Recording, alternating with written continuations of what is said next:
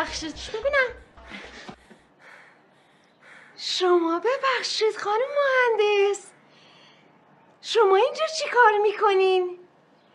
یه ایران به شما افتخار میکنه. به من؟ وای چقدر شما فروتنین، خیلی خوش اومدین. خواهش میکنم بفرمایید، خواهش میکنم. چقدر خوشحالم از حضورتون، باورم نمیشه. شما رو تو کی عزیزم دیر اومده ترنم تو ها.